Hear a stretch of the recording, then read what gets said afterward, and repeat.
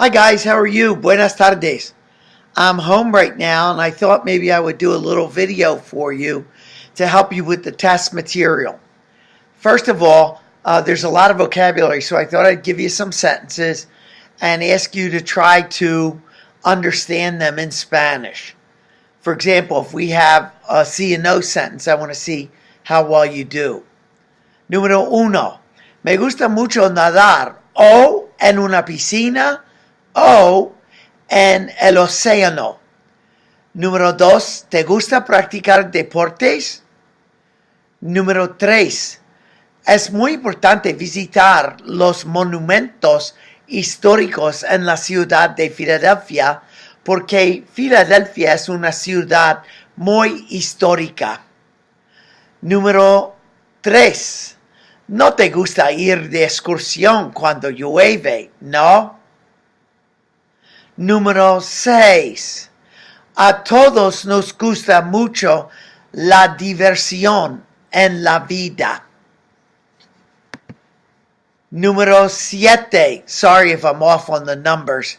Again, don't forget you can pause the video. Es muy emocionante ver una película que es muy triste. Next one.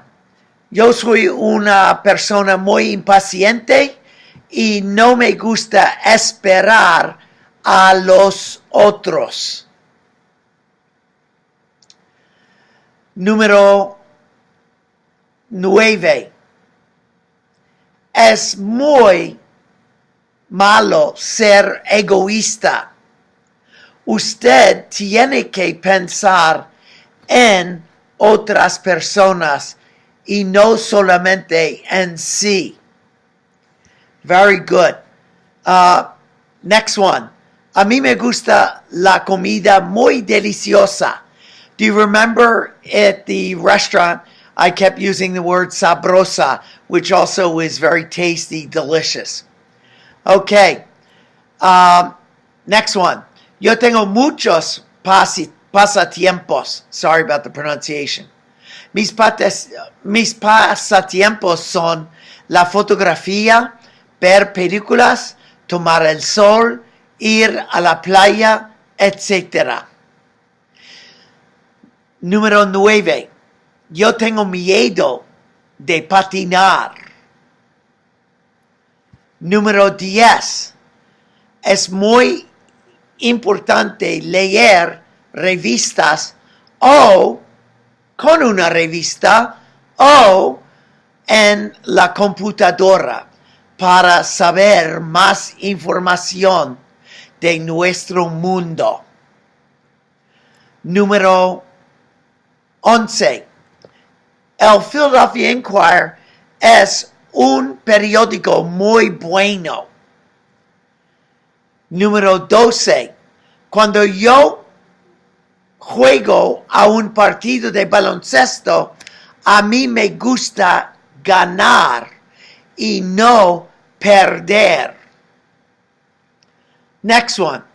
Cuando yo quiero escribirte una carta, yo te escribo un correo electrónico. Okay, how much did you understand these? Did you understand these a lot?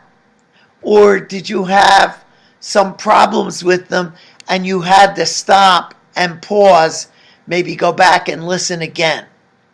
All right, what I'd like you to do is, if you remember when we were doing our work on the book, I said to you, please have the book copy. Have a copy or make a photo on your phone. So I want you to take some time and pause right now, and I want you to get that material. Okay, I assume you have that material, so I'm going to start on the reading that's number 4. Take a minute if you need to pause. Okay, number 4 says, tengo mucha suerte. If you wanted to say, I have really bad luck, how would you say that? Next, in the reading in number 4, it says at the end, espero que se lleven bien. Now in the reading, the girl is talking about her boyfriend and her friends who do not know each other. So she says, espero que se lleven bien. My first question is, what is the infinitive, and it's a reflexive infinitive, for llevarse bien? And the other question is, why does it say en if it's an AR verb? Okay? All right. If you need to stop to take a note or two, that's okay. I understand that. All right. Número 5. If you go to número 5, this is the reading that said, antes quería, all right, quería tener hijos. All right, give me a second. I'm having trouble getting this to come up online, so just give me a second. It's very, very difficult. All right, so antes quería tener hermanos. I thought it was something else. What is that verb quería, and what does it mean to you? How good are your notes on these readings that you took in class? What tense is quería? Now, if you have any issues with this, you might want to go on Google Hangouts later. I have to figure out how to do it, but I would love to be able to do it. And maybe around 7 o'clock I will attempt it if you want to try to join me, where you can ask me any questions that you want. Okay, good. If you look down and it says tan importante. So we know what muy importante means. What does tan importante mean? Okay? For extra credit, you might want to figure out what is the word ventaja, obviously means an advantage. What would be a disadvantage in Spanish?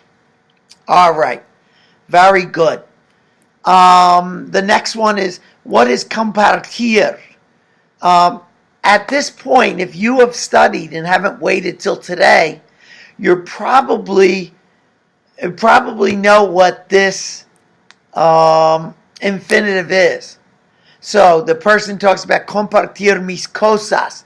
You can compartir comida con una persona que tiene hambre. Okay? Very good. Okay, what is a nieto único? Is it just that the person is unique, or is there something else about it? And why is that germane to what the person is trying to tell us in this reading? Okay? Next one. Mis abuelos piensan. Piensan obviously is an AR stem changing verb. What's the infinitive? Well, the infinitive is still going to have an AR verb, but what would it be if the stem change is IE? Okay? All right. So we're going to stop there. If you need to take some notes there, just pause, and then you can continue the video. I hope this isn't too long for you, but I thought it might be a little helpful to see what I may zero in on, since we didn't have a chance to have un examen falso because we went to the restaurant. Don't forget, if you didn't pay, that means that I'm going to have to pay your $19, and that'll leave me short. Okay? Thank you. All right, let's go to number 6. If you remember, we talked about the different kinds of como. Como with an accent means how or what. When does it mean what? Well, it means what when we translate it as what. When somebody uses the question mark ¿Cómo se llama usted? Now we translate that as what is your name? But literally the Spanish speaker is saying, how do you call yourself? All right, now, what are the uses of the word como without an accent, and how would they be germane to como soy joven todavía? Don't forget, no tengo ni esposa ni hijos. The way we say neither nor. All right, how would you explain your sobrino in Spanish? All right, next one. I'm just looking down here. Notice that the adverb frecuentemente is interesting because all adverbs, when they're used from an adjective like frecuente, will have the E there. So you would never say frecuentamente, but frecuentemente. All right, very good. Next one. If you had to tell me a way of really being emphatic with the sentence that starts with nos gusta, what would the prepositional phrase be before nos? Okay, very good. And here's one that we covered in class. What's the opposite of mejor? And what's the Spanish word that you would get confused with the word mejor? All right, very good. So if you want, you can stop now, go to the page that precedes, and that is page 106. And you probably took a picture of it. All right, and this one says, gente, me llamo Armando. All right, very good. He says, I'm 70 years old, pero no me considero viejo. Tengo 6 nietos. What does me considero come from? It would be like asking yourself, what does me llamo come from? Okay? Good. And let's go to the next question. Salgo a pasear. We know that pasear means to take a walk or to walk. Now, what is salgo? What does it come from? And here's the query. Is it regular or irregular? And how many of the other forms are irregular in the verb? Okay? Very good. Next, obviously I can't go over every single thing, but I'm just pointing out some things that I think are, more important than others. All right. In number 2, Victoria y Diana se llevan bien. What does that mean? What does juntas mean? Okay, what does it mean when you say me ayuda? Remember we did those direct object pronouns. Know how to explain generoso or generosa in Spanish. Okay?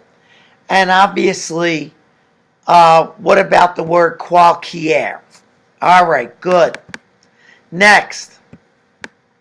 I'm trying to go down now to the next one, which is number 3. All right, good.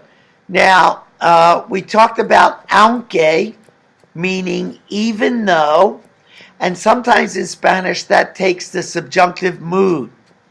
In this case, it doesn't. Okay? And what is a veces? Does a veces actually mean frecuentemente?